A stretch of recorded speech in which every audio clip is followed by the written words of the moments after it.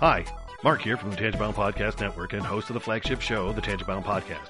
Did you know that we over at Tangibound are always looking for amazing podcasts to promote? And did you also know that we are also proud nerds and geeks of everything from movies, music, gaming, TV shows, and comic books to wrestling, MMA, soccer, and football? Whatever you can nerd or geek out about, we've got it. And if you're interested, we can help you find it. And if you're a show looking for a place to call home, we've got you covered. Side effects may include upset stomach, dizziness, tumors, shakes, and in some rare cases, death from excessive laughter. Though to be fair, it's only sometimes. Other side effects may include diarrhea, gallstones, heart palpitations, and strong desire for cookies on the dark side. Talk to your doctor and visit TangiboundNetwork.com and see if Tangibound Network is right for you.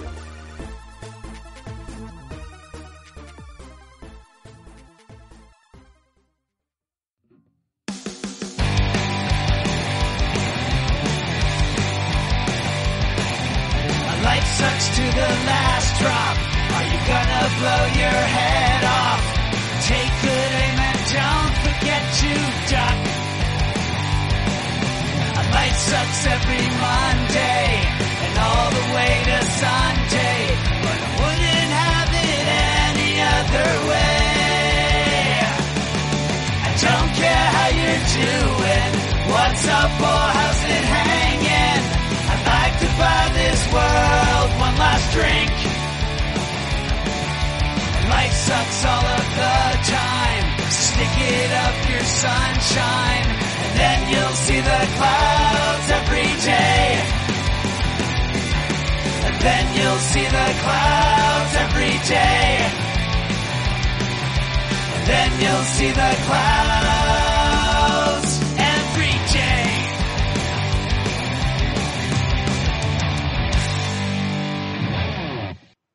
Welcome to the Crazy Life, everyone. Happy everything.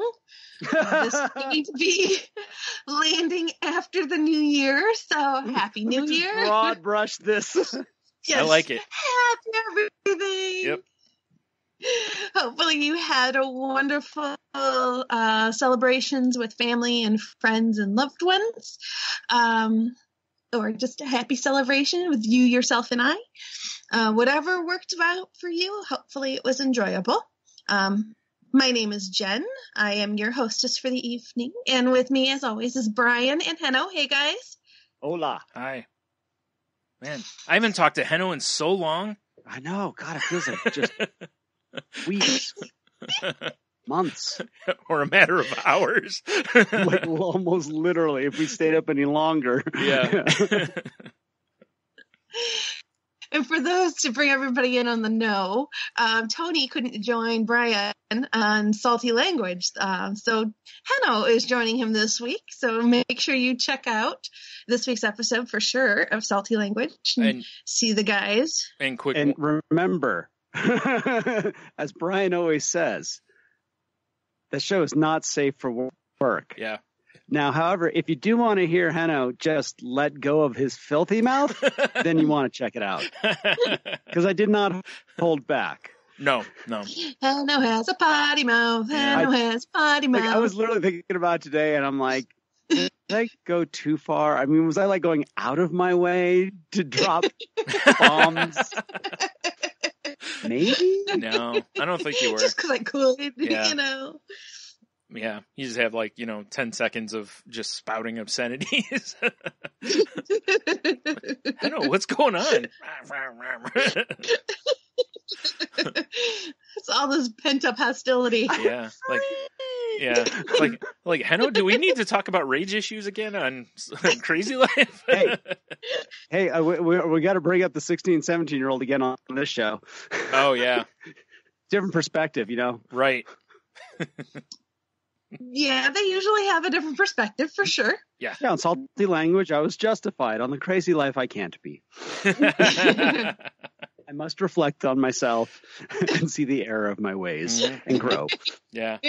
It's terrible. Henno the whole time was just so negative. I mean, I've never heard a person more negative. Yeah. So much. No, I kid. It was a good time. Yeah, very hard to believe. Yeah. Just cynicism and sarcasm dripping off of every word. Yep. That's more like it, yeah. I don't think that's the full truth and nothing but. It's close. I saved a cat this week. Well, you I did. didn't save a cat, but I mean, well, I guess Hannah was going first. I'm just going for it because this is my. Right. I got to make up for getting out of the car and picking a fight with a 16-year-old girl. But we'll get to that. Right. Yes.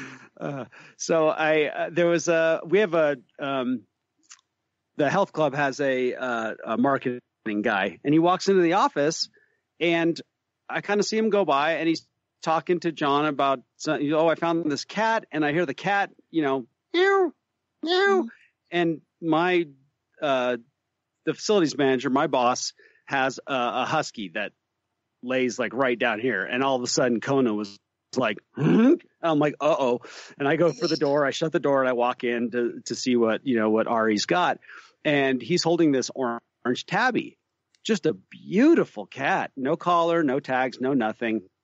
And, and he's just like, I found him in the garage, and one of my other coworkers thought he'd heard something in the garage, and we had a door open in the garage at one point because we had a lot of people coming and going. And so I was like, well, maybe, you know what I'll do is I'll take the cat over back to where that door was open, and I'll put him down, and maybe he's just, he'll figure out where he's going to go. So, I picked the cat up, super mellow cat, about halfway there. He's not comfortable being in my arms. Put the cat down, but he came right back to me, like super friendly. I was just, scratching him, and so I pick him back up. I get him to the spot. I put him down, and it's like I've had cats long enough in my life where I'm like, this cat is freaking lost. And where that door was, there's a busy street. And I mean, and it's extra busy right now just because of holiday traffic and everything. And the cat's coming over to me, and I'm just kind of, checking out his vibe. The cat has the cat's like, I have no idea where I'm at. And it's just purring and just being super lovey. And I'm like, there's no way I'm going to walk away from this cat and let it run out in that street and get killed. Right. Or end up overnight when it's, I mean, we still get into single digits at night, and I was like, okay, so I pick the cat up, I bring it back to the office, and I'm like, I don't know what I'm going to do with, because I put the cat in this one's, oh, that's right. We called the animal shelter. I'm like, and they were evidently super busy. And so I just didn't know what to do, and I got to be at work. So I was like, it was almost noon, and I'm like, John, I'm taking a long lunch. And he's like, I'm going to take the cat to the animal shelter. So I had put the cat in my car, got in the car. Cat was in my lap the whole time, just happy as can be. Wow. I get him down. I go to my house, and I grab one of my dog carriers just because it'll be easier to get him into to the shelter. Sure. And, I bring the cat up to the shelter and da-da-da. And I finally get to meet some of, these are Sharon's coworkers because she works for the animal shelter. She's just in the business office, and this is actually at their animal facility part.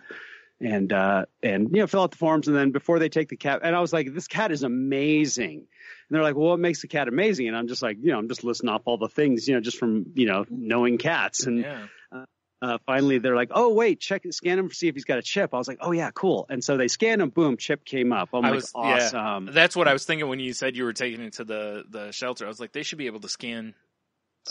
Mm-hmm. Yeah, and as soon as they did that, and I was like, I'll post them on Facebook too. So I put it on my Facebook page, and I don't know what happened. I don't know if if they found the owner. Who knows? It's not like they're going to call me and tell me or anything. Right. But if it just felt good, it was like, and my boss was like, oh, you don't have to clock out, and I'm like, no, I will. This is for me. I want to do this, and it was wow, like a really. I mean, I'm around a lot of cats all the time, but I hadn't bonded with a cat in a long time. I got my dog now. Right. But we've been talking about getting a cat just because, it's just, I like cats. But it was funny because I was calling my friend, my buddy Dave, who I play music with, and Dave's Jewish. And I'm like, hey, I know there's something for, you do a good deed in Jewish religion. He's like, it's a mitzvah, and I'm like, that's it. I was like, right. That was my mitzvah. Yeah, but it felt good. And I had a couple of those experiences where on Christmas, one of my oldest friends called me. He was leaving his mom's house, and his mom's, she's not senile. She's not like super duper old, nothing like that. Right. She's retired. She's probably in her, I would imagine she'd be in her late 60s now, but she's not taking very good care of herself. She's extremely overweight. She has a difficult time even just, getting out of the car and getting over to the grocery store. Mm-hmm. And she's not cleaning the house. I mean, she's just not taking care of herself. Wow. And, but she still talks about, I want to go to Mexico. And this is a woman she was a high school principal. I mean, that ain't an easy drive. She drove a Miata, and she was, she's always been a big woman. Mm. And she was like, I want a Miata.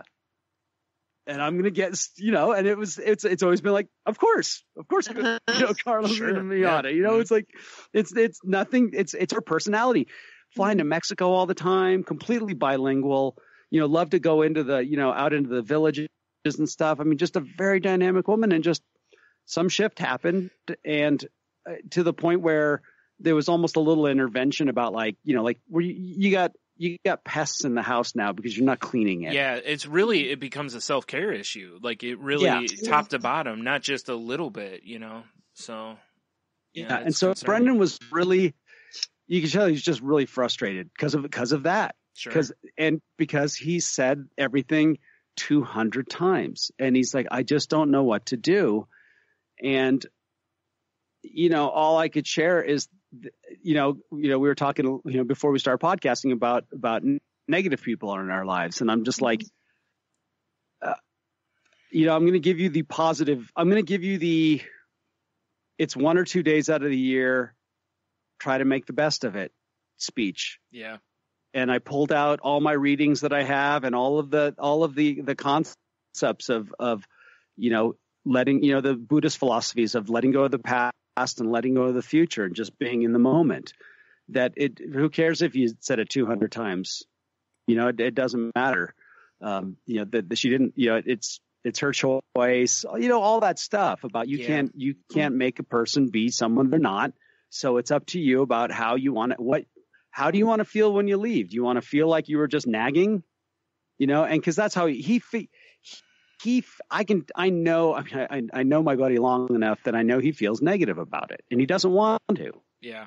And I think he can find a way to, he's not going to change her. That's not going to change, but I think he can find a way to get there, get through the day, be with his family for holidays and go home feeling like, I did what I could do. Yeah. And so and I'm sharing some of this stuff because I have a friend of mine that is suffering from Huntington's disease. I'm sure I've talked about him before. And not only has a physical disability now, and there's slight mental disability already starting. I mean, he's going to eventually lose his mind. It's like, it's Alzheimer's with MS. It's just gnarly. I mean, it's the gnarliest of gnarly. Yeah. And I had a hard time talking to him last time because he's also like, he's gone right wing crazy politically. Oh my. And I just listened. I didn't engage, and a lot of it just goes back to, I mean, I was a different person 20 years ago, and I lived in California, and it's easy to seem conservative in California. I mean, true, and so he was, he's thinking like, I'm on the team, but I'm like, dude, I'm just like, right. So, and rather than argue with him or anything, I just listened, and I felt really weird about it afterwards. And I talked to my mom about it, and my mom actually compared him to some of her like going senile friends who are living in these glory days and the way it used to be. And I used to be amazing and blah, blah, blah. And I'm like, well, what do you do? And my mom just said, I just listen to him. Yeah. I don't argue with them. I don't anything. I just, and we talk and I hope it's helpful for them. And she just said, just call Chris once a month and just listen, stuff. So I was like sharing that with Brendan because it's kind of the same idea. It's like, how much out of your life is it? How difficult truly is it for you to just be there for somebody every once in a while? Yeah. Even though it's not easy to put your own self out of the picture and stuff. And what I loved about it is, and this is why Brendan is one of my oldest friends, in helping him, I help myself, in sharing what I've learned, I reminded myself, and this is why I even though, I've been sober for over 10 years, this is why I still go and hang out with other sober people, because it's a reminder. When I try to help somebody else, I am always helping myself. Right. I am always getting more out of it. No matter what, I'm staying sober by staying connected. And the same thing with, my friends. And it was great. He called me again, like just the other day, because he was, on a long drive, and we don't talk that much anymore. He has a tendency to isolate. And so it was really great. I had a great week, and it makes me feel useful, and it gives me a lot of gratitude. And, it makes up for the fact that I got out of a truck because some little 16-year-old girl flipped me off. I should have just laughed. I mean, I just should have laughed. But I was like, oh, no, you didn't.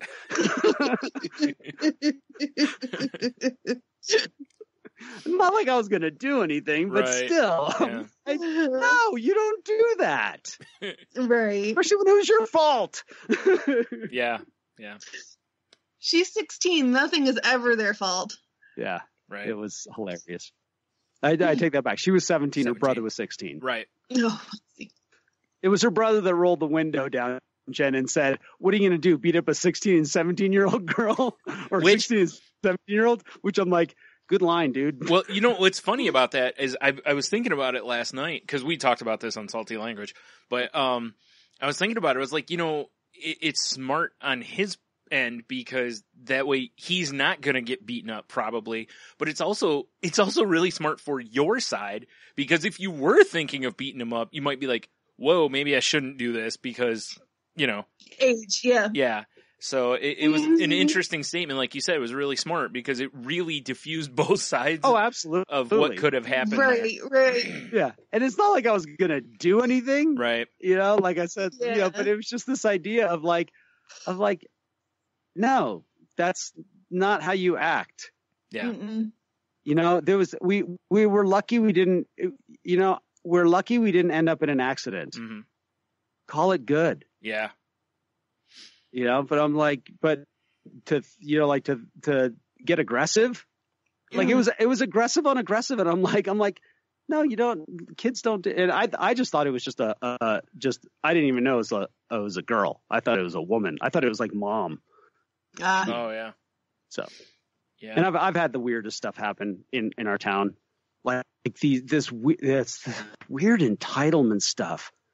Like I've been on my motorcycle, and I'm like keeping space between the car in front of me, so I'm not having to put my foot down all the time. So I keep a little bit of a distance, and I'm just going slow, because we're in traffic. There's no point in me rushing up to the car, right, and then having to brake and then wait. And then, I'm just going a mellow speed and stuff. And this woman passed me through a turn lane. Oh, jeez. It's a 1-lane road. And I don't know if she just got, and I was like, and I just pulled up next to her because we're in traffic. Mm-hmm.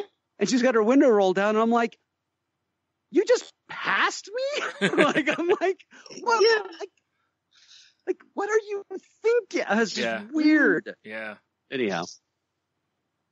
Yeah, people are weird, especially when it comes to being in vehicles. Mm-hmm. Yeah. When someone's in a vehicle, they have just a different sense of entitlement. Yeah. And so did I. I mean, to be completely honest, me being in the truck and almost having somebody hit me made me feel like, how dare you? Right. And the reality is like when I'm on my motorcycle, I drive super defensively, right? Sure. I mean, like I am uber defensive, and I try to apply that same thinking when I get in the car, because it's easy to forget about it, right? Because you don't feel as vulnerable, right? Yep.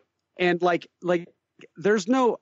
It amazes me when I see like there's road rage on a motorcycle, because I'm like, dude, you get taken out fast. I mean, there's no, Yeah. Yeah. there's just no good is going to come of it. And the idea being is like we feel like a vehicle is some sort of an entitled capsule of self, where realistically we should be grateful that we get anywhere and don't die. Yeah. Yeah. You're right. Really. Yeah. And that's how we should approach it. If everybody approached it like that, like, okay, I'm in my, and I'm just going to get to where I'm going, and I'm not going to worry about what everyone else is doing. I'm just going to make sure that I'm driving safe. Yeah. Right. Yep. If like everyone had that attitude, there would be no road rage. Yeah. They'd be like, oh, no problem. Yeah, you just didn't see me. No big deal. We're like, lucky we didn't hit anybody. Right. Yeah. No. Or even if you do hit, It's sometimes, you'd be like, well, luckily it wasn't any worse than it was, worse, or yeah. And nobody's trying to, there's no race, there's no nothing. So it always, I just laugh at myself when I get all me. It's funny. I get all entitled uppity. I can't remember. It was a couple of years ago or a few years ago. I don't know. I read, that it, I can't remember where now, dang it. But they measured basically people who drive like a maniac from point A to point B versus someone who drives safe from point A to point B. And Mythbusters. and the time difference is literally like milliseconds. Oh yeah, it is. It's not minutes. It's not hours. It's not. You are saving so little time. It's not worth it. It's not worth it to try to, push and potentially kill yourself or others. Or both. Yeah. It's just crazy. Yeah. I did that math one time with one of my coworkers a long time ago, like 20 years ago, and I worked with, they were all went to school at the Baptist seminary. So they were all going to be priests or work, or their wives were priests or whatever it was. So just a very humble group of guys. And one of the dudes got a ticket because he was doing, like 70 or something in a 55. And I was like, you realize that, if you take the distance from San Francisco to Marin, how far you're driving, and you take how many miles per hour the difference is from the speed limit, and now equate and put that into seconds, you might save 40 seconds. Right. Mm-hmm. That's it. It's not less enough. than a minute. Yeah. And yet you are you're risking, you're driving too fast, and you're going to spend money right now, and probably time, because they're going to make you go to traffic school or something. Yeah. Right. Yeah. Also, you can save less than a minute. Yeah. And honestly, it scares me more now than it used to because of the introduction of cell phones to the mix. Because these people, a lot of them that are driving like maniacs are also looking down at their phone while they're driving like a maniac. And Tony and I have talked about that on Salty Language, about how it's not like a lot of people are like, oh, these young kids. And it's like, no, I've seen all ages doing this. It's a problem. Mm-hmm. I know a lot of areas trying to crack down on it. I don't know how they're going to, but it's a problem. Almost every time there's a close call over the last probably year or so that I've been in, the person's been on a phone. Like literally looking at the phone as they do, go through an intersection or whatever. And it's like, like you said, you're just fortunate when you get somewhere. You're just like, okay, I made it good. Yeah, I'm okay. I want to have that attitude. Yeah. I want to be the guy that came around the corner, almost got hit by the kid. The little girl flipped me off, and I should have just laughed and went, I'm glad we didn't get into an accident and call it good. Yeah. That's the guy I want to be, but I wasn't that guy that day. So that's all right. It is hard, even as a passenger. I get rage in people, so it's, I get it. Yeah. And I'll have something for us probably next week. We talk a lot about meditation on the show, and that how it's so many of the things we read about talk about meditation. And a guy that I consider him just to be a genius in the pro audio world, and I have a lot of microphones.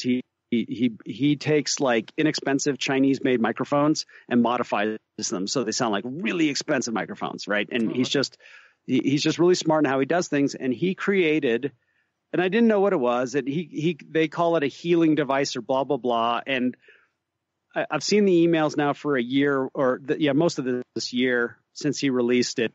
and I finally watched a video of it, and it's two little speakers in a really neat package, and they do like the bells, like the tones that a lot of yogis use for meditation and yoga and things like that. And it also is supposed to do some other sort of audio healing kind of stuff. Cool. Right. And like I said, I would have thought I would have jumped right onto it, earlier, but I just hadn't. And I watched this video of it, and I'm like, well, that looks kind of cool. And it was they're doing a special price. It's $140.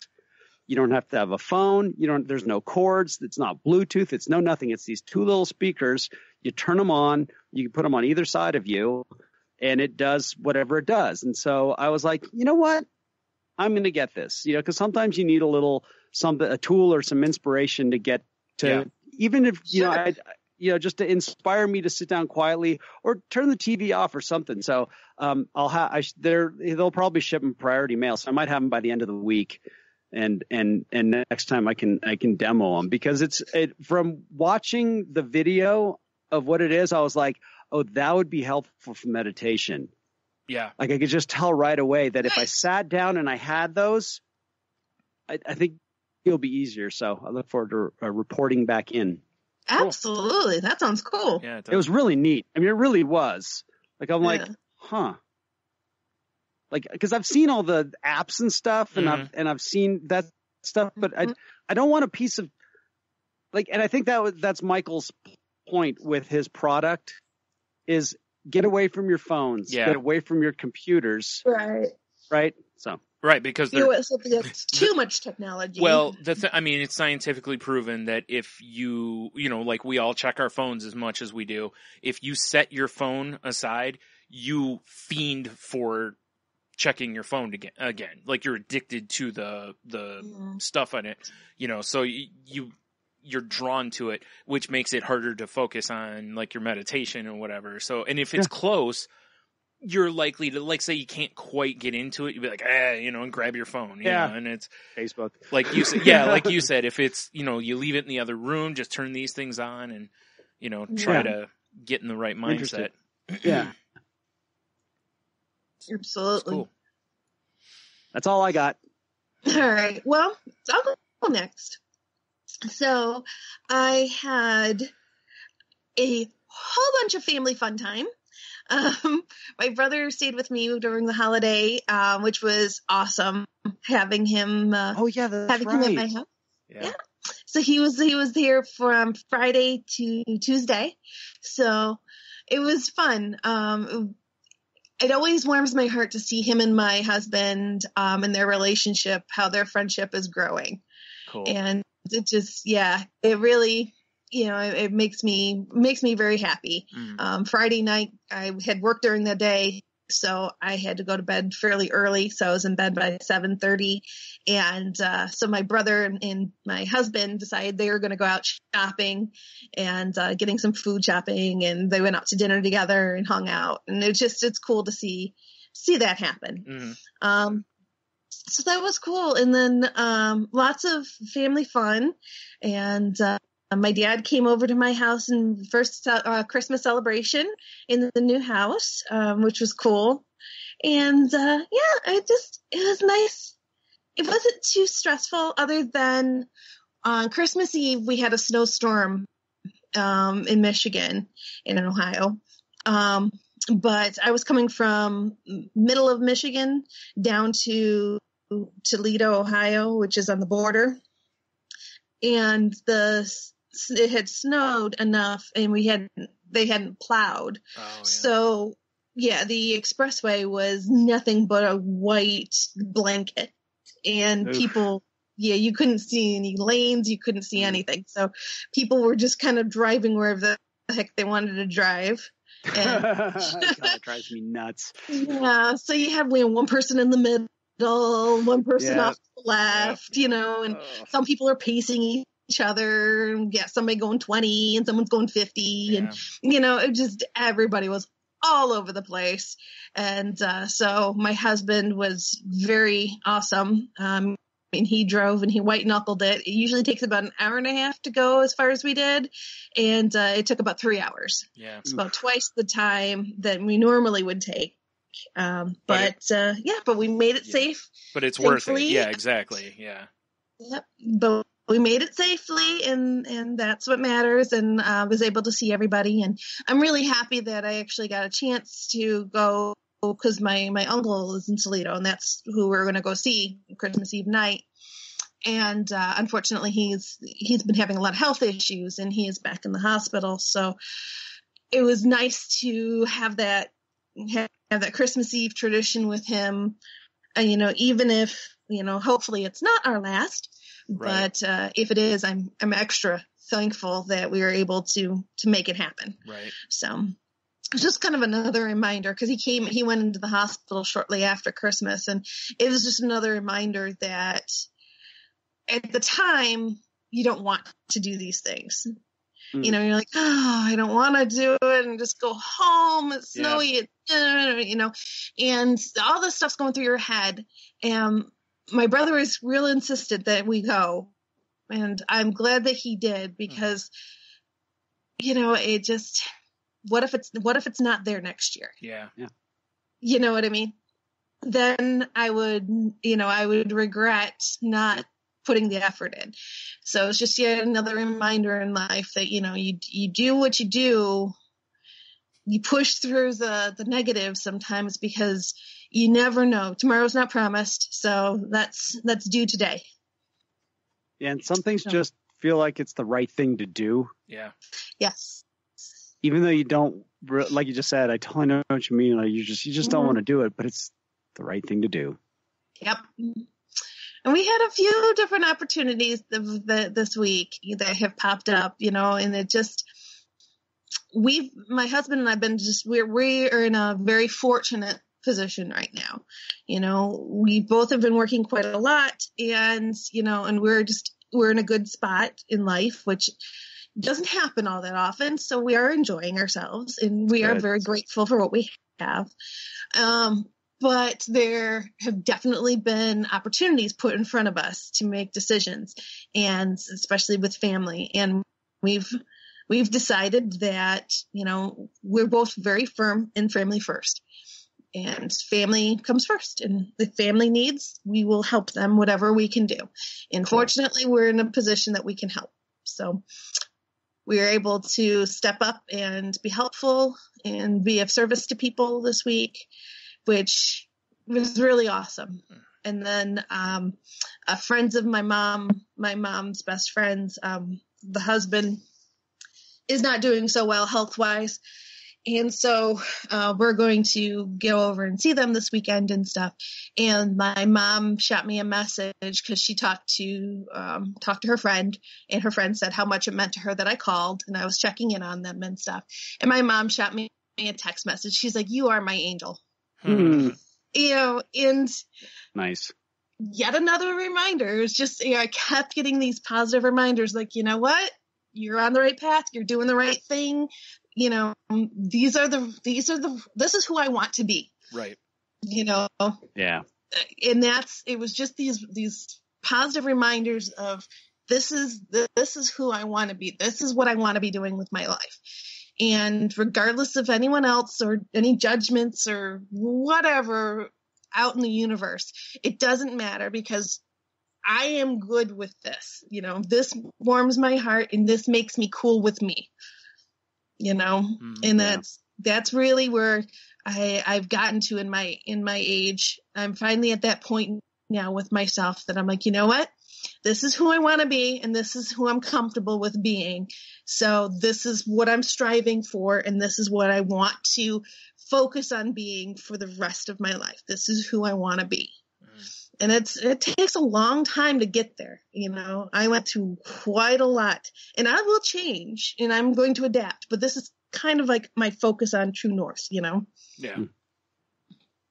So it's been a very good week. A lot of learning opportunities, but a lot of good stuff. So I feel like these weeks are like those opportunities to make deposits into the old spiritual bank. Yes. You know what I mean? Exactly. Mm-hmm. even though this time of year can be difficult to do that because you've got so much pulling at you sometimes that Absolutely. Yeah. Well, and what's cool is like when you are in that place, and I know when I'm like that and I hear somebody that's not, it allows me to actually say honestly, like, hey, can I help you with anything? Yeah. Mm-hmm. And if they say no, it's like, okay, cool. But it's great to be able to feel like I can say it because I'm in a good spot. Mm-hmm. Yeah. I'm able to help. Yeah. Right. Yeah. Yeah. That's awesome. Yeah. So how about you, Brian? How are you doing? Better. I've said before, Christmas is a rough holiday for me. And it's just like, since I've lost my dad, it just never feels complete to me. It's still fine. It's good. It's not that I'm, not that I won't take part in anything or whatever, but it's not the same to me, and also this time of year, it ends up being one of those things where you start seeing, people together, you see people because they're, you're all together, you see couples everywhere kind of a thing. And same with New Year's coming up, it's kind of the same way as everyone's like, oh, me and so-and-so order this. And it's like, yeah. So, it's like, it sucks. I mean, I'm used to it, but it's just one of those things. It's still kind of a kick in the stomach, but, I usually go through this. Like, this is pretty normal for me to go through it. So, but I feel like I'm kind of, emerging from the blahs of that.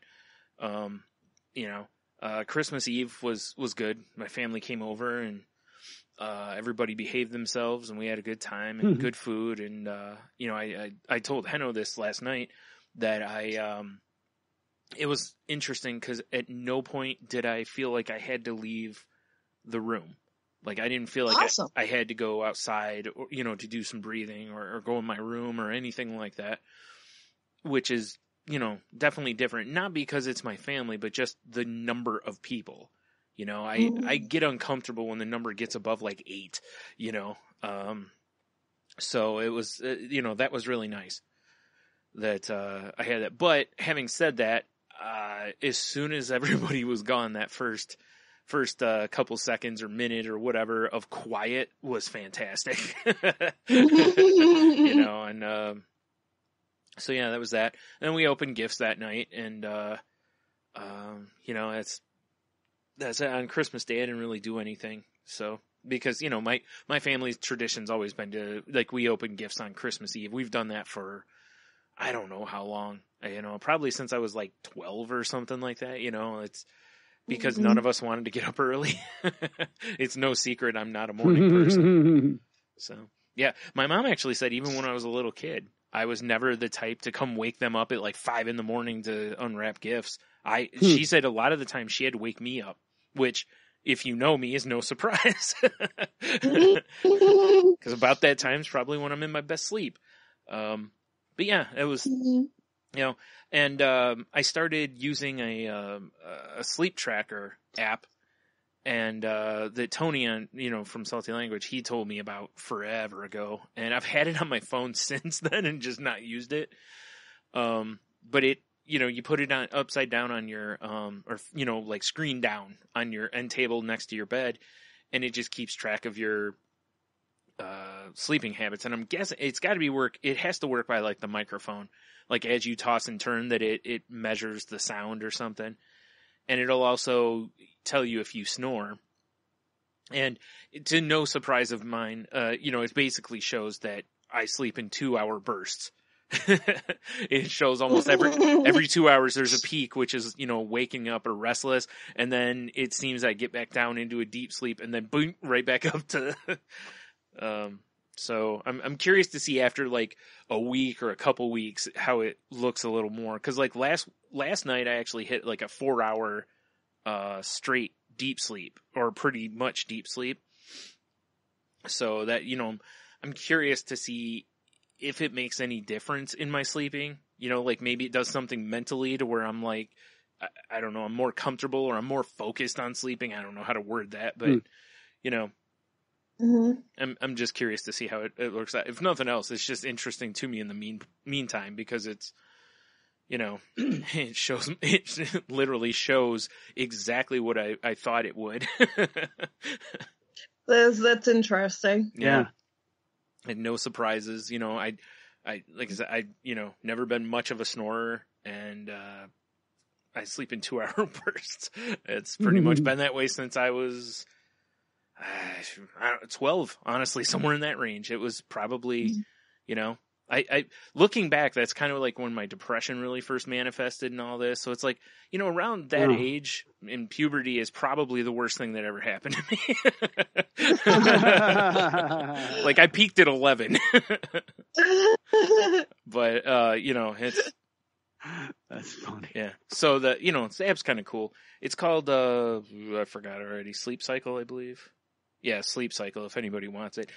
I believe it's a free app. There's a premium version where you can subscribe like per year, but nuts to that. I'm not going to pay for that kind of thing, but it will show more stats and breakdown stuff if you want to pay, for it too, of course. I'm sure there's other ones out there, or if you have a Fitbit or an Apple Watch or whatever, they all have stuff like that too. Actually, the Apple Health app may even have something. I didn't even look at that. But it's just kind of different. Just another way of monitoring something that I can monitor. No, it's not, no real reason. Nobody forced me to do it. But, trying to think. I think that's about it. I didn't really do anything this week because it's been blistering cold outside. So, I mean, I had it has been very chilly. I got a card in the mail from a local pizza place that, was a free large pizza, and it expired on the 28th. And I'm like, do I really want to go out for this? Yeah, I do. So, went out and got the pizza, which wasn't bad, cause you're in and out of the car quick. It's hot inside their place because of all the oven stuff, and then sitting in the car on the way back, I'm holding pizza. So, you stay plenty warm. Nice and toasty. Yeah. So that's been about it, honestly. I haven't done much this week aside from, podcast stuff and that kind of thing. Well, cool. Now, I guess, now you have the article for today, don't you? Mm-hmm. Yep. Awesome. Yep. So what are we talking about today? I saw this earlier today on medium.com.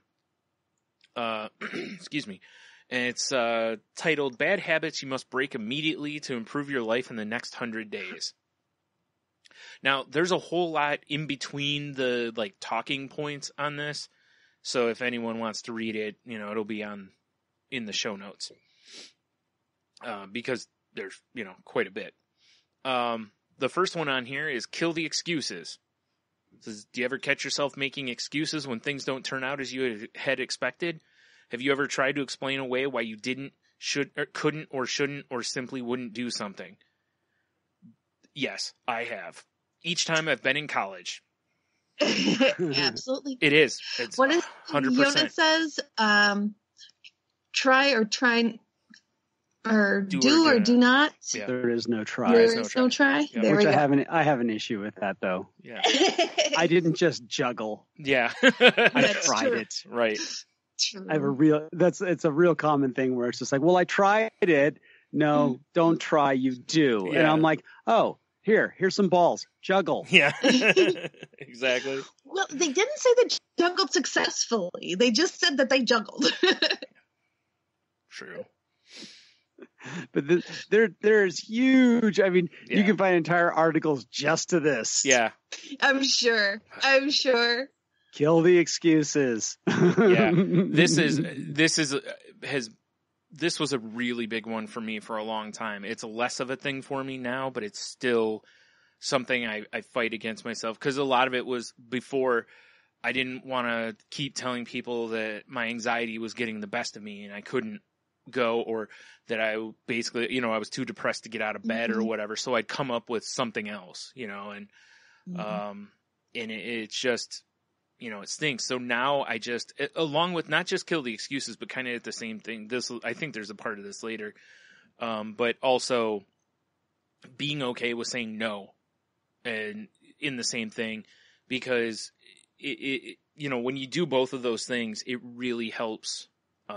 It really helped my anxiety a ton, because I was no longer like, oh, what am I going to say? What am I going to, it's just like, no, and not no because this, just no, because no is an answer, Mm-hmm. Yeah. And if people can't accept that, that's their problem. I faced, I think, for me, sobriety helped me a lot with this, because it enabled me to realize that I can change things about myself. And so that, whereas before it was always like this, oh, nothing will ever, change when it came to like personal stuff. Even though, and part of, alcoholism and is that idea that I couldn't see that in other parts of my life I'd made changes. And so, then why wouldn't you apply to other parts of your life? But there's always excuses, right? Yep. The one thing I have a weird, I have a friend that does this, this program where it's like, anything you want to do or can be, the power of your mind. If you want to do something, if you want to be something, you're the only thing that gets in the way, right? Mm-hmm. And so this, like, I would love to make a living recording music. It's not going to happen where I live. Right.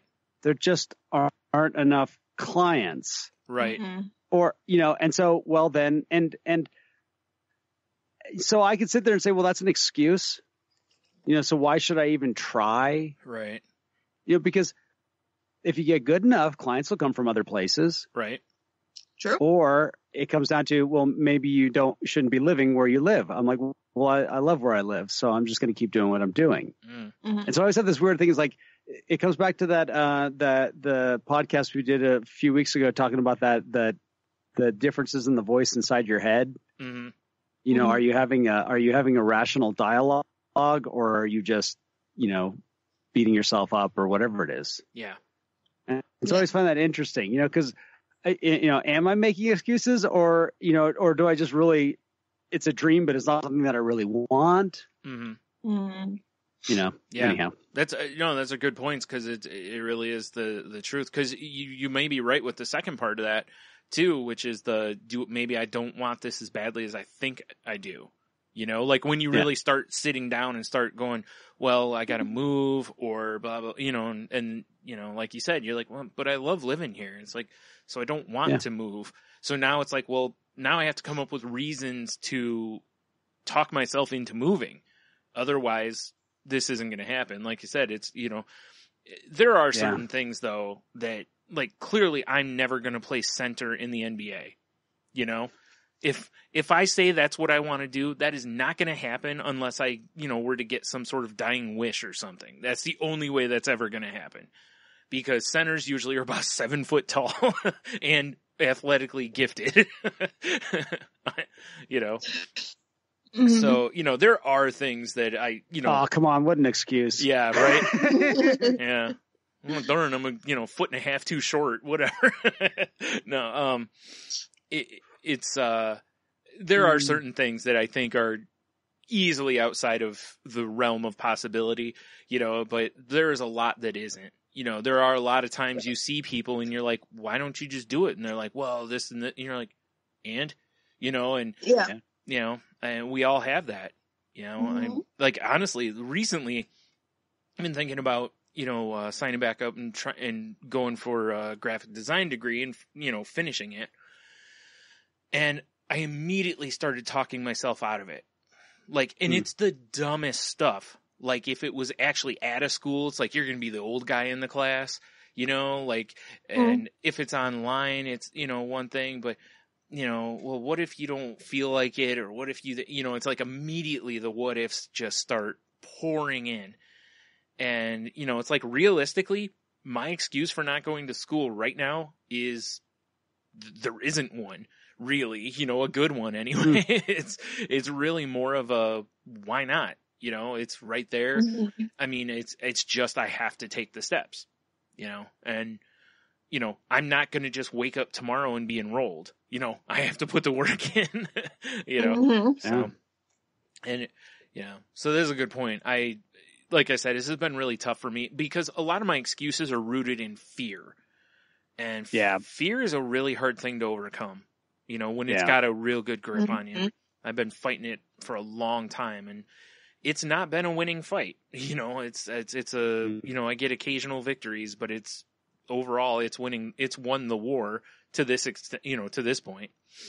So yeah, get rid of your excuses if possible. And if it's not, quit using that as an excuse, get rid of it. The next one is your super connected habit. If you can be reached via smartphone, email, Twitter, Facebook, or LinkedIn, you're way too available, and all these outlets are possible connections that can distract you from your purpose. You know, so basically, you know, get off the phone as much. Tim Ferriss talks about this on his podcast because he said he gets tons of emails every day. You know, like legit emails, not like spam ones, but business opportunities and all these kind of things. And he got to a point to where he uses there's some app where it basically kind of filters things for him, but he spends X amount of time on emails, basically. You know, sit down at this time and start them, and at this time he's done with them, and that's it for the day. Then he moves on to something else, basically, because otherwise you'll be answering them all day, because you'll be getting them in all day. You know, it's like if you set aside time for it, and just do it, and that's it. You just and then you don't worry about it the rest of the day. You know, and I think that's a kind of overall, if you can do that kind of with your phone and these different, you know, social medias, that's probably the way to do it. Like if, you know, I've heard a lot of comedians that are successful talk about how when they get up, they will, you know, do like email, they'll jump on social media for a little while, and then it's like, well, then I write for X amount of time. You know, and by blocking out stuff like that, again, you don't let Facebook be a distraction all day. You know, it's only a distraction for that hour while you're on it. And then it's like, okay, I'm done with breakfast. I'm done with this. Now it's time to work, you know. So. That's interesting. I would have never thought about that, but it's true. It really is. It easy. Really is. It actually ends up falling into the excuse thing. Yeah. Like you're giving yourself an excuse to not do what you want to do. Well, think about it this way. You sit down, if you're a writer, you know, you sit down at the computer and you can't get going, or you're an artist or whatever you are, you know, you just can't quite get going. And you sit there for 5 or 10 minutes. It's much like if you're trying to get to sleep. You know, you can't get to sleep for a little bit. First thing instinctively we do now is reach for our phones, you know, because I can't sleep, Twitter. You know, and it's like, that's not going to help you sleep. No. So, and same with this, like, it's not going to help you, you know, do a drawing or write a book or whatever, you know, but it's super easy to do. That's why it really, like Tim Ferriss even talks about some of the stuff he does. He leaves his phone at home, doesn't even take it with him, you know, and I'm like, yeah, most people aren't going to go to that extreme, but if you can, that's a great habit if you can, as far as the productivity part of it goes, you know. I'm starting to do that in the house more often, where I just I put my phone down and the ringer's off. Yeah. And it's amazing how quickly I just forget about it. Yeah. Yeah. Yep. It's what I found that too when if I go out and I put my phone in my pocket, a lot of times I don't bother with it. Because it's not, I have all the sound off. So it's not a constant reminder to check it, basically, you know? And, you know, although it is tough because, you know, our nature is when you see someone else check their phone, our nature is to check ours. Oh yeah. Then, you know, yep. It's very much our nature. It's like a sneeze effect. Yep. It really is. And it's fun to not do it. Yeah. At least for myself, I'll just sit there and I'll see other people like grab their phones because, you know, we're killing time or whatever. And I'll just sit there and look at something or just sit quietly or whatever. It's kind of fun. Yeah. This is a really tough one for a lot of people because we really, en masse, we've become so connected and so we really have addicted to these phones, and not just addicted, but it's really like so many people, if you listen to how their day goes and you hear, and not like, oh, I jumped on Facebook and killed some time, but it's like, oh, I got on Facebook and saw that the kids have this and this for school because there's a calendar, or, Yep. I got an email from the principal today telling us we need this, or, it's like, there's all this stuff that helps people through their day a lot of times. Yep. It allows you to be productive. But on the same handle, it's also, just like, Google gives you all the knowledge in the world, but it also gives you access to any distraction pretty much you could ever want, So it's pretty much. Yeah, it's just a matter of how you use the weapon. So yeah, it's tough. I've been trying to do that a little bit too. I don't know, where I'm like, I'll leave, my phone in like the bedroom or whatever, and I'll, go out to the other room to eat or whatever, and I'll be out there for a while, and, trying to put gaps of time between, looking at the phone, basically, if no other reason, just to stop myself from checking it every 2 minutes. Yeah, exactly. So, cause it's like, I'm not important enough to check my phone every 2 minutes, like, there's no national security, there's no, catastrophe kind of thing. I mean, yeah, something could go wrong in your life, but you know what I'm saying? It's like, overall, there's really nothing that if I don't look at my phone for half an hour is going to make a big difference, Right. So, and speaking of these kind of things, multitasking is killing your brain. Multitasking keeps your mind full, busy, and always under pressure. Science has proven that only 2% of us can really multitask efficiently, so just give it up already. Oh, shoot, where is it? Here, there's another point here that I thought was a good point here. There it is. It takes about 23 minutes and 15 seconds to fully return to task after interruption. So if you start project A and stop, go to project B, and then go back to A, basically it's saying that it'll take you 23 minutes and 15 seconds to get back into the productivity level you were at before. So as a result, if you're doing if you're doing that while you're bouncing, you are actually making yourself less efficient. Yep. Which I totally believe. I've seen people do this so many times, and they're like, oh, I'm multitasking. And I'm like, yeah, you're going to take forever to get both things done. It's like, from what this says. There's a reason a production line is set up. Each person has one job to do. An assembly line is the most efficient way to build something. And every person or robot, depending upon the process, has one thing to do. Yeah. And that's why it's set up that way. If it was more efficient to have that one person do 5 different of the jobs, then they would set it up that way. Yeah. But they didn't. But they don't. Yep. Now, there is one thing that I've learned, that I do multitask very well. And I do either thing just fine, but I happen to be really good at doing both. And it's interesting. Sharon pointed out that I instantly start doing the second thing when I do the first thing. If I'm at home and somebody calls me on the phone and I talk to them, I start cleaning the house. Oh, interesting. That's different. Yeah. And I'll even do it with conversations with her. If we're in a conversation or something, we're in the kitchen, all of a sudden I pick up a bottle of 409 and I start cleaning surfaces while I'm having the conversation. Wow. And it's just secondary. It's like, I broke down all these boxes yesterday talking to my buddy Brendan. There's still more to do, and I haven't gotten back to them since then. Right. That's funny. But as soon as I got on the phone, it was like, oh, I'm just going to do this while we're talking. It's bizarre. That's funny. That is something to keep the hands busy. Yeah, it's something like that. It's something like my hands need to stay busy. Something. Right. Yeah. Huh. Weird. That is weird. Oh, that's really weird. But that's, beneficial. Oh, yeah. I love it afterwards. When I'm done, I'm like, who am I going to call next? Yeah. Right. But no, I have noticed at work, and because I have a job where I get a lot of interruptions, and I get very far behind the more interruptions I get, because it takes me a while to get back in the mode, because I do a lot of data entry.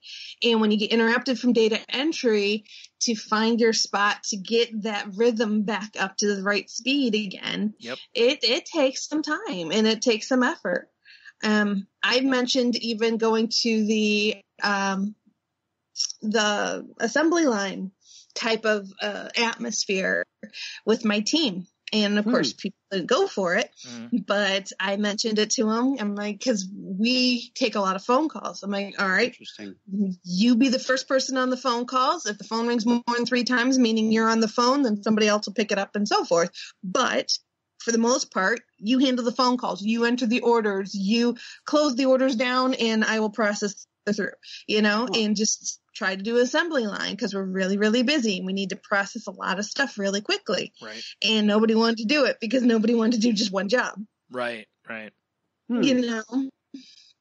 So I said, okay, that's fine. But it's like, there is a reason why assembly line is set up the way it is. And why it's been that way in the car industry as well as any manufacturing industry for as many years as it's been popular. And Subway. And Subway. Yep. Because that's, And Subway. I mean, at the busier True. Subways, they usually will do that. One person gets your bread and cuts it. One will do the veggies. One will do meat and, that kind of thing. And, it's funny because it doesn't seem as efficient there, but, it really is though. So yeah. Even in those moments, if you do time studies, they will show you it's way more efficient. Yep.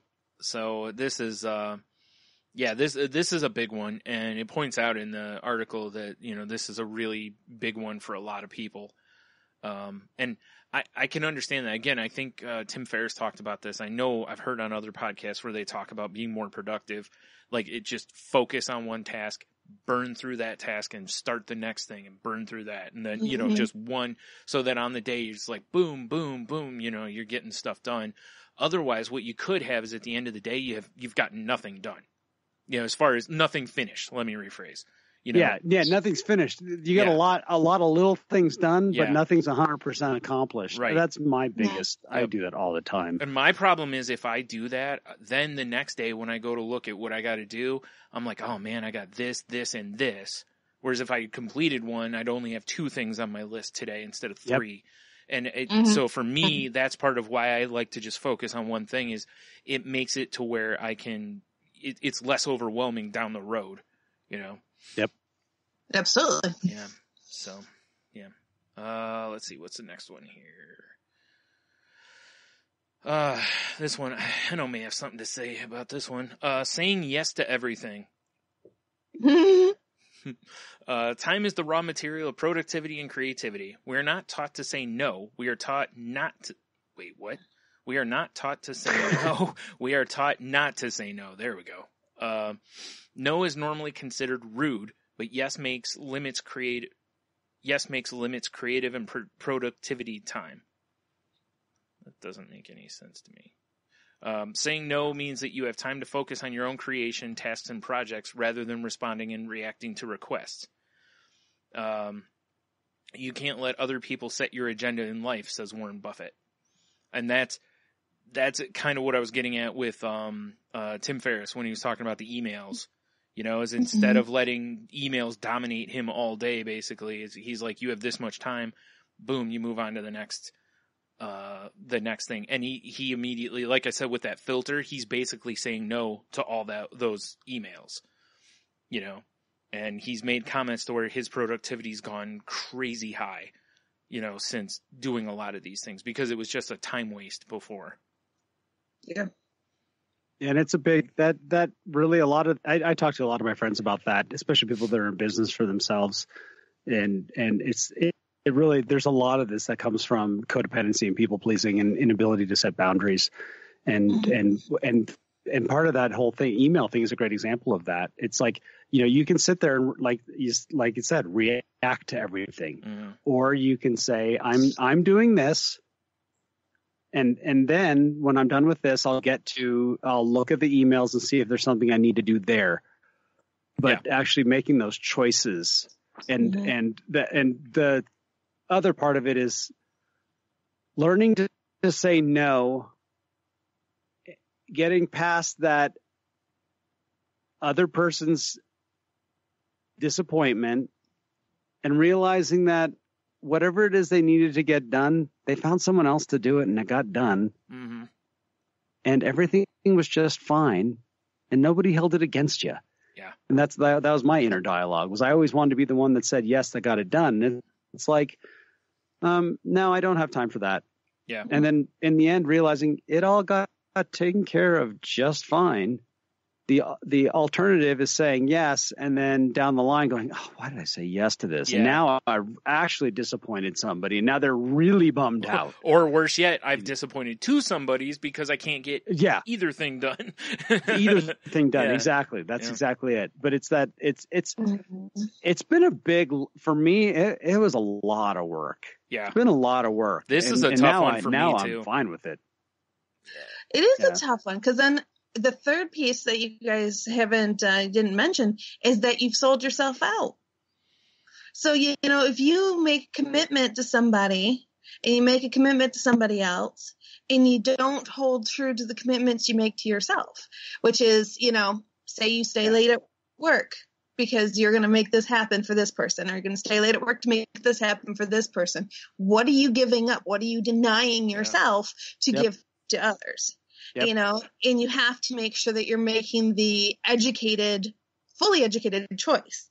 So often we feel that we owe the responsibility to say yes to others, but we don't owe ourselves the same responsibility. It's true. Yeah. And there's an interesting thing with that too, is that, it's also a good test, but I think most people will respect that, that it's, if you say no, and that you're doing something for yourself, like, this is important for me, I need to do this.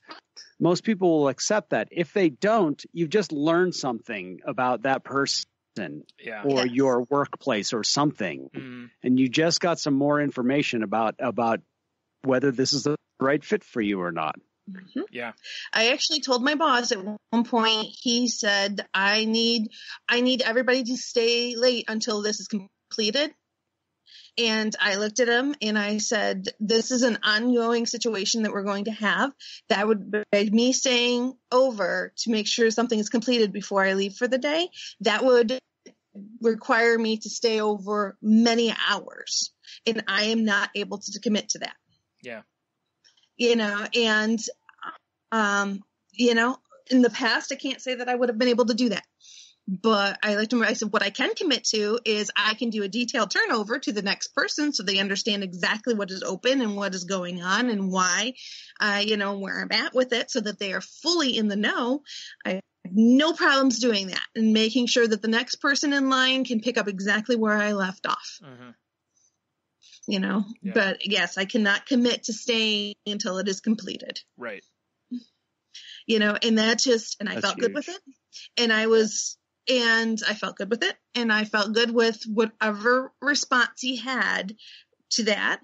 He could have said, you're fired. He could have whatever, and that's okay. This is something that I was not comfortable with committing to. And if he required that for me to keep that job, then obviously it was not the job for me. And I would have to find something else that was more suiting what I can commit to. Right. So it worked out fine. He accepted what I offered and we were good, all that good jazz. But yeah, it's I made a stand for me. Yep. And that's the point of doing this is, when you're focused on saying yes to everybody else, you're realistically, you're saying no to yourself. That's what you're doing the whole time. And, and like Henno said, people, the stuff will get done. And don't get me wrong, there's some situations, obviously, like with any of these things, there's always exceptions to these things. There are some times where you're like, no, really, we have to get this done. And it's like, no can't be an answer here type of thing. But, even then, you can walk away, I guess. But that's different than saying yes to everything. Exactly. I mean, I think it really is. Yeah, because that's an isolated deal. No, there is a difference. Like, there are some people, myself included, who, when I was working, anything that somebody would ask me to do, basically, I would take on. you know, because I never wanted to let anybody down. Again, codependency, you know, and I'm that way about a lot of things. I always want to fix things. I want people to be happy. I want, you know, and it's weird because it's like you said, it's a codependency issue, but it's also not, because a lot of it stems from me having depression as long as I have, and how much it sucks and it hurts and all this.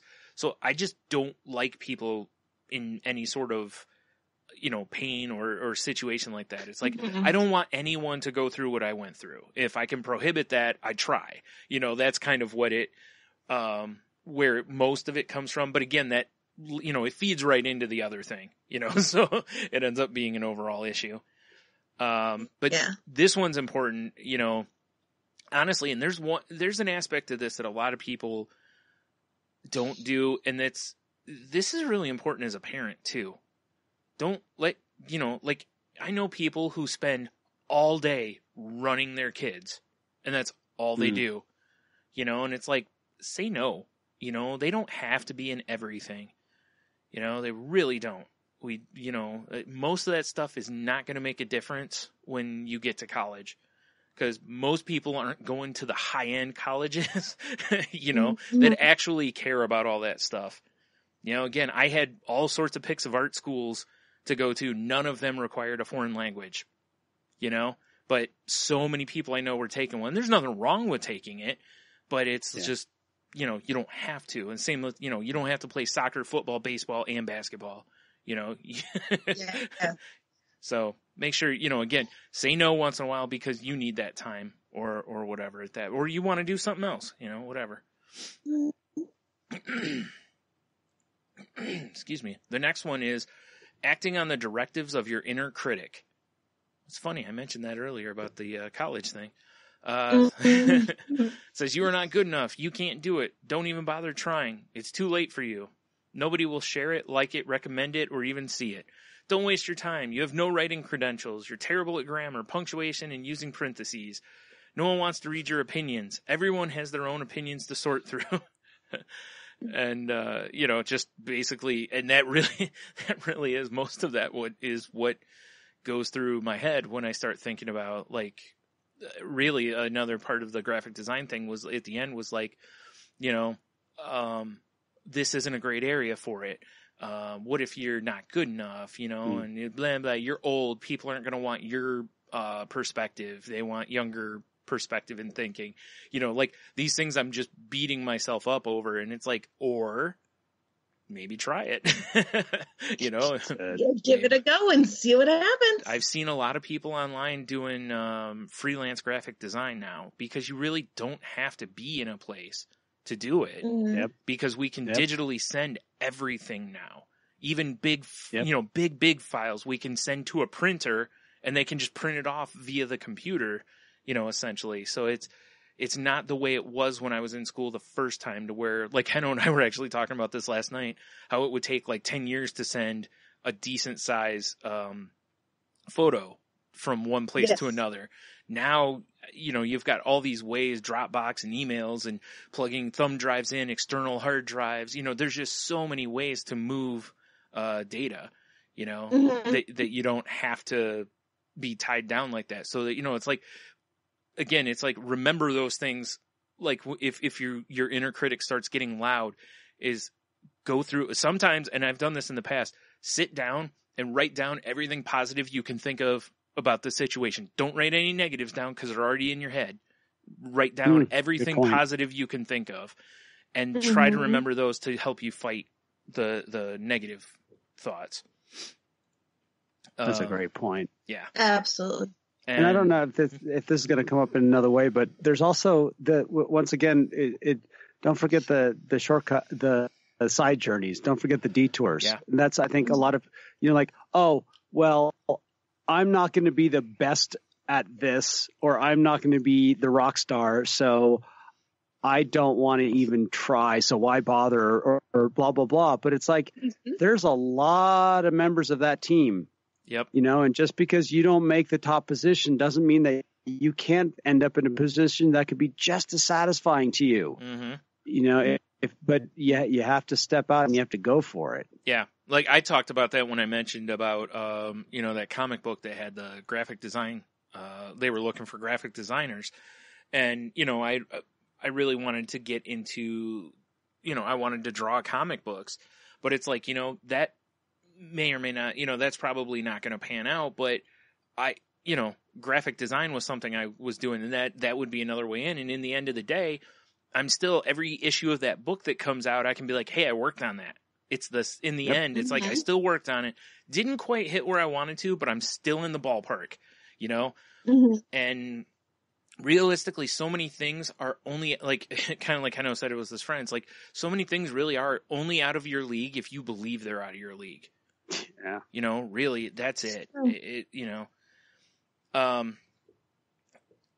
See here. This says, psychological research shows that success and well-being are associated with high self-esteem, and that people with lower self-esteem suffer a disproportionate share of emotional and behavioral problems.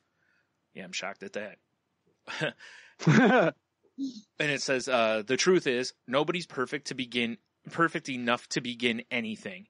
You will never be ready for anything ever. This is quoting the writer. It says, I love to write and share. I'm not a professional writer. I have no writing credentials. I am not Stephen King. I have no technique and I'm not trained, but I write anyway. It matters that I show up every day. I can only get better with practice. My inner critic has gotten weaker with time. And that's a great point. It really is. See, at some point, Stephen King wasn't a writer either, and, eventually he, he's done all right. So, That's so true. And again, maybe you'll never be that level, but maybe you could still, maybe you still make a nice, there's a nice living with, writing stuff like magazines or whatever. I've known people who want to write novels and end up doing articles for our, websites or whatever. Yeah. Because it's still and they writing. end up being completely satisfying. Yeah. Because it's still writing, it's. Yeah. Because it's still writing. It's still part of that. That's the thing. Like, what I loved is, I'm going to forget her name right now. Anyhow, it was just this idea of like, there's all the shows on TV about being, so you want to be a rock star, basically. Yeah. It's America's got the best of everything, or, you're the best singer, you're the best dancer, you're the best of everything. And it was Linda Perry, who was in Four Non-Blondes. And she decided to start a program that talked more about like becoming a studio backup singer or doing jingles and about making a living. Yeah. Yes. And that, right. Instead of this, it's all about being the prima, the best. Yeah. The prima at the front. Yeah. It's like, but those three, and here's an interesting thing with the way the music industry has changed, and because everyone's gone to streaming and nobody is making any money off of publishing anymore, the working musicians that are in the background that aren't the guys that are collecting a paycheck are actually making more money than the songwriters now because it's all turned around. Yeah, that makes sense. And it's like, wow.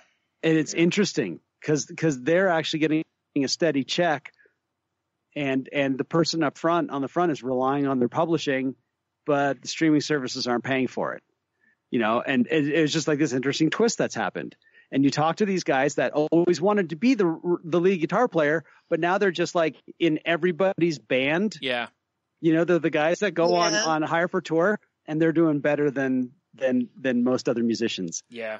Nice. And I always admired that. I saw on one of the shows, I was probably like The Voice or America's Got Talent or whatever. There was somebody who was a background singer for, I can't remember who it was, pretty significant act. And, she was like, she's like, I love what I do. She's like, I travel the world, the fans, I get to see all the fans. And it's like, you're almost living that dream. The difference is you're not out front, but you're still part of the gimmick, without you in concert, there's, like they need you for the concerts, so, and and like you said, it makes sense. Cause she even said, she's like, I've made a good living. And it's like, and in the end, it's like, well, you didn't quite hit where you wanted to, but where you landed is pretty good, Yeah. And miss 100% of the shots you don't take. There you have it. Yeah. Yep. If you don't try for anything, you're never gonna get anything. Yeah. So you gotta throw your hat in the ring. You just gotta, step out and see what happens. Yeah, exactly. And, there's so many examples of somebody who started as one thing and ended up totally in a different place, but did really well for themselves, Yes. So, don't, that's why that kind of stuff's important to not lose sight of. The next one is aiming for perfection. I feel like we might have talked about this once or twice. Says the root of procrastination is the fear of not doing a good job. Brian, read that again. The root of procrastination is the fear of not doing a good job. That was brilliant. This part's written just for me. Perfection kills creativity. So true. Don't fuss over details as you move forward. What matters is that you get something done. The real world doesn't reward perfectionists. It rewards people who get things done. Give yourself time in your life to wonder what's possible and to make even the slightest moves in that direction. And now I'm just going to I'm going to do this last part here real quick because it's basically in the same context, which is done is better than perfect. And we've talked about that constantly. Yeah. I wish I could just turn the whole thing to my sign right here, right? Which says done is better than perfect. Yeah. Yep. Or progress over perfection, that kind of thing. I've heard that one too. My husband and my brother were both ganging up on me and critiquing. I can't remember what I was doing, but critiquing what I was doing. To which I turned and looked at both of them and said, look, unless you want me to stop doing all of the things that I do for you both, you will be quiet. And be very grateful and thankful that I choose to do what I do for you. Right. It's like, I never claim to be perfect. I never claim that I do things the best way possible. I do them. I get them done. Mm-hmm. And you need to say thank you. Yeah. Yeah. I that's one of my favorites. I mean, it's one of my favorite just things where it's like, oh, you don't like how I did something for you out of the goodness of my heart? You found a criticism in that? Yeah. Mm-hmm. Please. Yeah. This, Child, please. Right. This says Bob Posen, author of Extreme. So just turn and say thank you. Yep. Author of Extreme Productivity, Boost Your Results, Reduce Your Hours, says while perfectionism is a learned habit, it can be an unlearned habit if you work at it. It's okay to screw up as long as you're willing to try again. Nonconformists and originals screw up a lot, but they move on knowing that at some point the breakthrough will happen. There's a typo right there. They happen is they flip the E in the N at the end. But no matter how many mistakes you make or how slow you progress, you are still way ahead of everyone who isn't trying. Creativity flourishes when you don't seek perfection, but focus on getting stuff done. What you do matters, not what you think or say or plan, and doesn't have to be perfect. And, this is a really interesting thing, too, because, like, in art, one of the hardest things to do is know when you're done, when it's time to stop. Oh, yeah. And you can almost always keep working an area to get a little better detail or the shading, a little this and that. But at some point, you have to go, this is done. If I keep working it, I'm going to overwork it, and it's not going to look good. And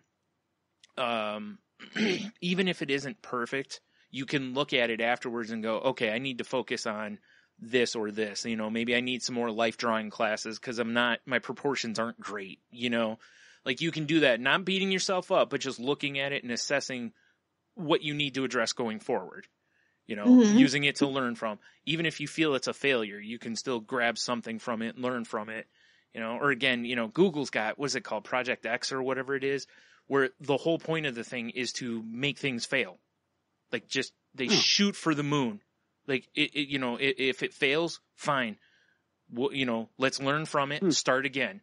We'll take what we learned, move, now we're launching this project. Oh, it failed. Well, what did we learn? And you keep going until you have that success, that breakthrough. And and that's a great way of thinking, because it's outside the box. You know, it's very like, you know, when you tell somebody essentially there's no limit, they can try about anything. Oh yeah. You know, without fear, because a lot of times at work you don't want to try something because, you know, well, if I fail, I'll get, you know, written up or I'll fired or whatever. So, you know, with some stuff, you just kind of have to just throw caution to the wind and do it. Absolutely. The other thing with striving for perfection, sometimes we get so caught up in what our idea of perfection is that we don't stop and listen and pay attention to what our customer is asking for. Because if the customer comes in and wants chocolate chip cookies and you make them perfect brownies, they will never be happy with your brownies or how perfect you make your brownies. I don't know. I like brownies a lot. If I ordered chocolate chip cookies and they gave me perfect brownies, I don't know. They might be okay in my book. I know what you're saying, though. Yeah. But you know what I'm saying? It's like, you know, so you've got to be very careful because you could kill yourself doing something for someone if they never wanted that. Yeah. And then in the end, you get mad because you don't get any appreciation for your hard work. Exactly. Better. Yeah. It says creating is the result of thinking, like walking. Left foot problem, right foot solution. Repeat until you arrive. Give yourself time in your life to wonder what is possible and to make even the slightest moves in that direction. That's so big. That's so key. It really is. Little steps are still moving the right way. Yep. You know, and when you take at some point, you'll stop and look back at all those little steps and go, wow, I've come a long way. That's it. That's one of the things I talk about when anyone tells me they want to learn a musical instrument of some sort. Yeah. And this is what I try to remind myself when I say, you know, I want to learn how to play piano, but it's such a daunting thing. Yet my learning how to play guitar was a series of little things. And when I look back on it, I went, wow, it didn't take that long. When I wanted to go learn to play the drums, I just did a little bit every day. And all of a sudden I look back on it and I go, oh, wow, I can actually do that. But looking forward, it looks huge. Yep.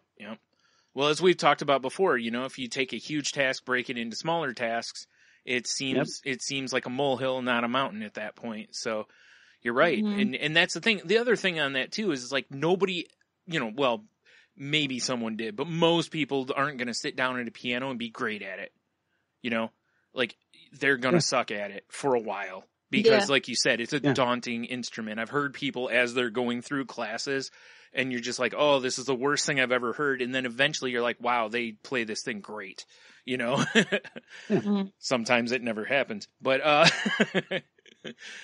you know, you can't just walk in and, you know, think you're Mozart or something, you know, writing music and playing stuff. It's like, that's not reasonable. So, you know, don't beat yourself up. Just realize everybody who starts playing piano probably stunk at it. You know, over time they get better and better, and you will too, probably. The next, you hope, yeah. The next one is delaying the launch of your passion project. It says you cannot stay in your comfort zone forever. Career magic happens outside your safe boundary. Until you make that all-important decision to take that crucial step, you will feel stuck for a very long time. Don't just think about it, act. Yeah, like... Yeah, absolutely. If you're passionate about something, go for it. See what happens. Yeah, I mean, within certain realms. I mean, you know, don't risk your family's livelihood or, you know, like your safety or anything along those lines without considering, you know, other people and what have you. It says action begets outcome. Outcome begets more action. You can only create or build when you make a move. Momentum builds through action. You can't see the results you expect until you overcome your fear of starting and begin to take the first step at actually creating a new business, starting a new project, or building the life you want. The only thing worse than failure is not starting. Which, I can't remember. I don't think it's in this one. I think it's in another article I read where, you know, Teddy Roosevelt made a comment about that. I can't remember the exact quote, but it's basically, you know, like the only thing worse than failing is never trying, essentially. Yeah. You know? So. And there's a lot of the previous topics or, the points in this topic that go out the window when you really chase your passion. Mm-hmm. It's true. There are Right. we don't have excuses that, we've all seen this where we're really excited about something. And even though there might be 4 reasons why we shouldn't do it, we grab the one reason we should, Mm-hmm. Yeah. and that's because we're really excited about something. Yeah. And if you're looking at the 4 reasons why you shouldn't, instead of the one reason you should, well, maybe you're not that excited about it to begin with. Yeah. And you're not going to be saying yes to other things if you're doing the thing that you're really passionate about. Yep. And so a lot of times it's about, can you act as if? Can you act as if this is your greatest passion? Even though at the moment it might not be, because it's not that easy. Mm-hmm. Right. Because I think a lot of those other things will fall by the wayside then. Yeah, I think you're right. Yeah. Says failure's not final. There are too many people out there who want to stay in their comfort zone and take no action, but still complain of their current life. Don't be one of them. A simple step gets you closer to your dream career. That's, and then, it basically talks about, like finding time within your, if you want to start like an online comic, you're not going to probably be able to just quit your job and do it. It's, it takes a while to build a brand that can actually make any money. So realistically, you're going to be doing that in your spare time, so it's like making sure you budget your time appropriately to, and that you're still moving toward what you want to do, Absolutely. Is it worrying about your weaknesses? And this is one that I'm sure a lot of people go through for sure. It's easier to play to your strengths. Chances are you're paying too much attention to negative information. Should be a space there. Millions of people are worried and always thinking about how to get rid of their weaknesses. What if you turn things around and focus on your strengths instead? The bitter truth is you may never overcome your weaknesses, but you could make significant changes to how you live and work if you focus on what you're good at. The key here is that you don't have to change who you are. You have to become more of who you are. Yep. That's great. That's a big thing for me with music, is because I want to play guitar like so-and-so does. Yeah. But I just can't do it. Yeah. And I'm not going to put in the quote unquote 10,000 hours to become a virtuoso or what, you know what I mean? Yeah. Right. And so then it's like, well, why not be just the best at what I do? All right, so I've got a whole bunch of licks that I already do, okay. Well, why don't I do those ones amazingly? Mm-hmm. Or, I don't have the right gear so I sound like this. Well, sound like you with the gear you have. Right. Yeah. That kind of stuff. That's how I apply that to music. Which and is honestly, it applies to so many things. It's better for the creative process anyway, because you're not trying to be someone else. You're trying to be you. And you see it in every creative, field that you can, like I told, the one concert we went to, though, like I think the opening band or whatever, I was like, you can tell they are big Nirvana fans, because they tune their guitars to have that same kind of sound. And, you could just feel that that's what they were doing. And it's fine, but at the same time, I walked out of there not necessarily going, they were good. I walked out of there going, man, they reminded me of Nirvana. It's like, and I don't know, I don't know if that's the right thing to do. If you're happy with that, then it is. But, most artists will tell you that too, is that, don't like study the greats, study their techniques, all that kind of stuff. But don't, aside from when you're in art school, don't copy them, be your own artist, find your voice. And it takes some artists forever to find their deal to where now you see their art and you're like, oh, that's so-and-so, but they may have spent 30 years getting there because, you just, you just keep doing things until you find something that's yours. So, oh yeah, right here's the Teddy Roosevelt quote, actually. This next part is inaction. It says, despite the many options the new have as a generation, we are still left with the paradox of inaction. Theodore Roosevelt once said, it is hard to fail, but it is worse never to have tried to succeed. That's what I severely undersold his quote. It's a much better quote. It says, on one hand, we instinctively tend to stick with the default. Get an education, get good grades, pursue a career society deems respectful. Those careers promised financial security devoid of risks. Safe over risk has always been the choice of millions. It's a safer bet. Nobody likes to rock the boat. We feel safe in our comfort zones. We can avoid the sting of regret. And yet in time, we regret most of those actions and risks we did not take. Yeah. Yeah. Studies consistently show that when we look back on our lives, the most common regrets are not the risks we took, but the ones we didn't, which totally makes sense. Absolutely. One of the best lines in that movie, Good Will Hunting, is where he's talking about, that idea of regretting, that he didn't ask that his wife out on a date. Yeah. I could have been, would you rather be wishing like, oh man, I wish I'd have asked her out, for the rest of your life, or would you rather be spending the rest of your life doing it? Yeah. Yeah. That's your choice. Yep. The next part on here is stop giving a so it says it's human nature to want to be liked and accepted, hence the insane pursuit of conformity. But you can make a conscious effort to stop giving a damn, to let yourself free. It's a skill that needs to be practiced like any other skill. Once you truly understand how to let go, you will see the world from an entirely different perspective. The world's constantly... sorry, go ahead. No, go ahead, finish it. Okay. The world's constantly telling you that everything you are not is what makes you happy. The other person's great job, a better car, a new and bigger house, giving about everything the world wants you to have makes you more miserable about what you do or do not have.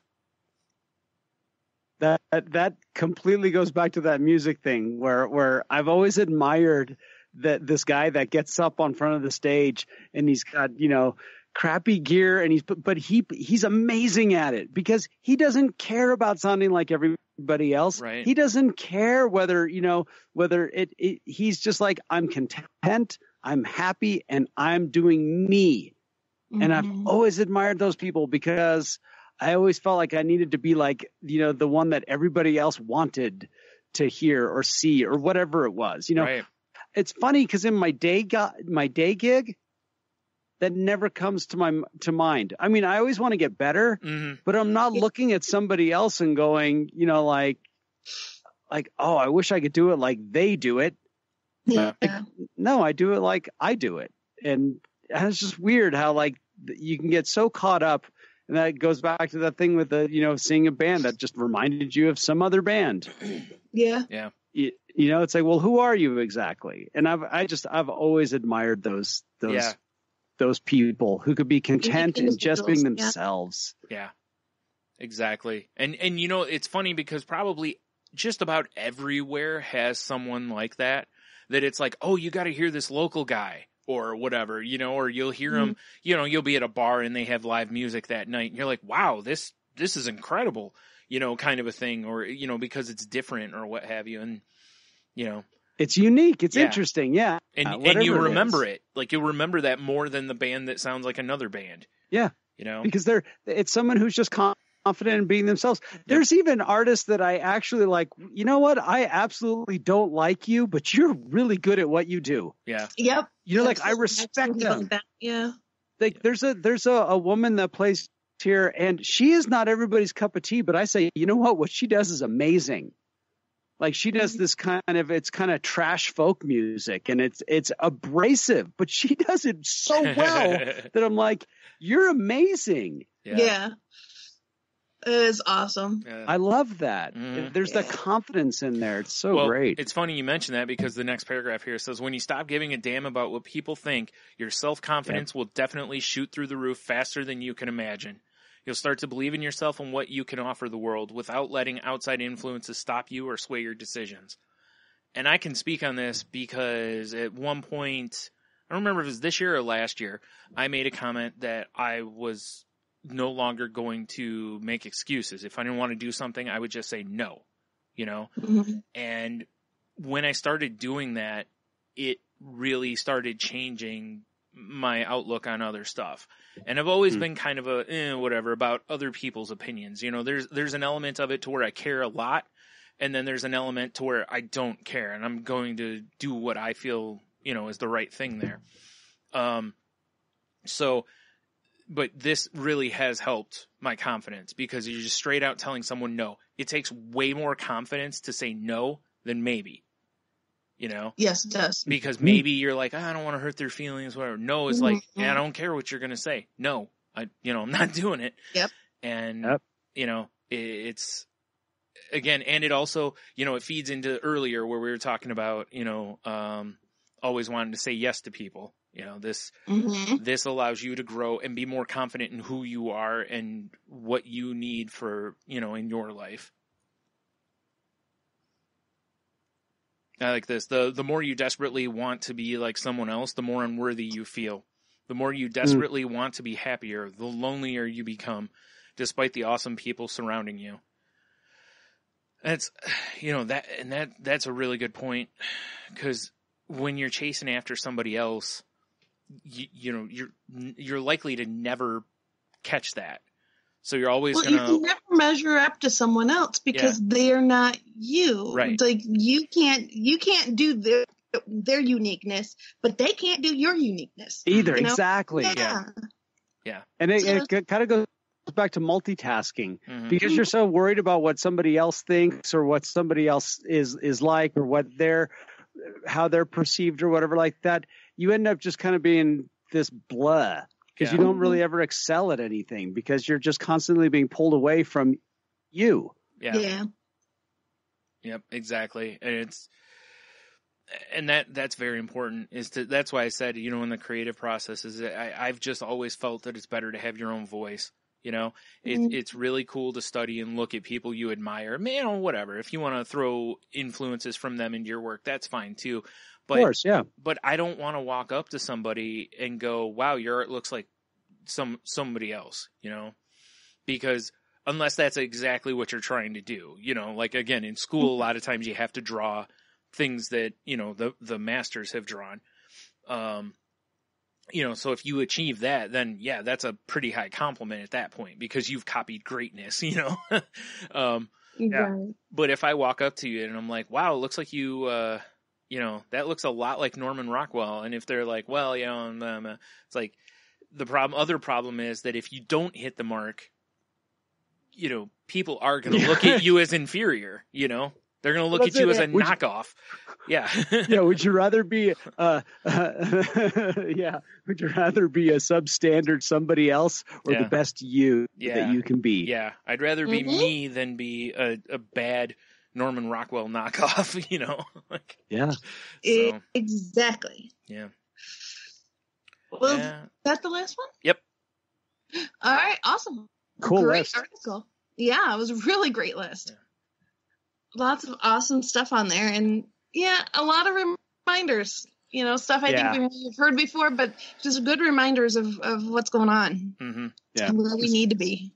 Especially as we all look at the beginning of the year and what we've got in store for ourselves and what we'd like to accomplish, and these are good things to throw into the mix. Yeah. Absolutely. Definitely. Yeah, seriously, instead of going into the like the whole new year, new you, this is actually a legit way of doing that, instead of, I'm going to lose weight and I'm going to, things that you'll probably not do, these are things you can work on, and you don't have to worry about it if you don't fully achieve it. Again, progress, Yep. Just keep moving forward. Exactly. So, you guys good? Yeah. Yes, sir. All right. Oh, actually, I have one. Hold on 1 second. I have one last thing to say before we wrap it up here. Because Henno reminded me of this last night, because I had totally forgotten. A while ago, we mentioned that we were going to do a show where we would get songs from people, basically to where, like, when you're down, like what songs either bring you out of it, or if you want to wallow in it, what songs do you do that with? Like 5 songs or a couple songs, don't send us like 30 songs. That's, but send us a couple, maybe I'll throw a playlist together or whatever, and we'll talk about it on a future gimmick here. So that would be really cool. Yeah. So send in your music choices, folks. If you want to continue the conversation with us, you know how to reach us. You can reach me on Twitter at Jen's Crazy Life. That's Jen with the G. You can shoot us all of your music suggestions to our email, which is thecrazylifepodcast@outlook.com. Or you can reach us through our website at thecrazylifepodcast.weebly.com. And you, Henno, how can they reach you? You can find me on Twitter at Ida Henno. You can find me on Facebook, Henno Heiter. You can send me a message there. And also with that, if you've already sent in a list, Clint, please send it again, because I'm sure it's going to be hard for us to find the one that you sent us already, Clint. Right. Thanks, Clint. Sorry about that. Yeah. Yeah, sorry. Yeah, I forgot to save it. I meant to start a Google, like a work doc, and I totally forgot. Mhm. So, yeah. You can also find the show on Facebook at facebook.com/groups/crazylifepodcast. I posted 2 articles up on there today, actually. I've been really lax about that, and I'm going to try to get better about it. One talks about unsolicited advice, and the other That one was great. And the other one talks about how this time of year is actually not the highest rate of suicides in the year, and why the media portraying it that way is dangerous. And I thought that was a really good article too. Huh. Yeah. It is a very good article. Yeah, both of them really were. They're both fairly quick reads, which is why I didn't use them for a show topic. But Yeah. if anyone wants to read them, they're on our Twitter feed or on our Facebook feed. You can also find the show on Twitter at The Crazy Life Pod, where I just posted those articles, and I post when new shows come out. You can find me on Twitter at Stunami. My other podcast can be found at salty_language. Or at saltylanguage.com. As Henno said earlier, show is not safe for work. Shoot, I got lost. Wow, there we go. We're part of the Tangent Bound Network, which can be found at tangentboundnetwork.com. So please go check that site out and check out some of the other podcasts on the network. And if you'd like to help us out, we'd appreciate it if you're using iTunes, so please rate, review, and subscribe if you haven't already. We're available on Spotify now, so if you want to listen to us on Spotify, you can search for The Crazy Life. Salty Language is on there too if you want to look for that under Salty Language. So, if you want to tell other people or share the link from Spotify, because a lot of people use that and they won't have to download anything, please do that. Forgot. Oh, and if you're using like Stitcher or Spotify or different podcast apps, please use the like or share button. That helps us move up in the searches and be more visible. Then next, I tell you, like I always do, that we're not doctors, therapists, or trained professionals of any kind. Just 3 people sharing our experiences and opinions. If you feel you need help, please seek out help. Please don't self-diagnose, and please don't mistake this show as a replacement for therapy. Again, if you need help, please seek it out. Excuse me. The next part is if you feel as though you may harm yourself or others, please reach out to somebody. Tell a friend or call a suicide prevention hotline number, or if you have insurance, there may be a mental health emergency number for you can call. There's all sorts of different things there. We do have some of the resources for that over on our Facebook page, if you want to find those also. I forgot where I'm totally lost it. And if you find yourself in the planning stages of hurting yourself or others, like, writing a note or, like I said, coming up with a plan, make sure you reach out to somebody right then. That's a giant red flag, and, please go get help. And then last, I always ask people to reach out, as always, please do that. Not just because it's of the season or anything like that, but just do it just to be a good person. Reach out, tell somebody you appreciate them, tell them you love them, see how they're doing. If somebody has a tough time this time of year, reach out to them and make sure they're okay. whatever, anything. Because you might make, you'll probably make their day. And if not, you may save their life or, whatever. So. Good point. Yep. Yeah, absolutely, folks. Take care of yourselves. Be safe out there, especially because the new year is upon us. Yep. And we like to all have a good time. So be safe. Hopefully you were safe, because I think this is posting after the new year. But No, it'll actually post on New Year's Eve. But New Year's Day? New Year's Eve. New Year's Eve? Yeah. Okay. So, just be safe, folks, and look after each other and look after yourself. So be well. Talk to you next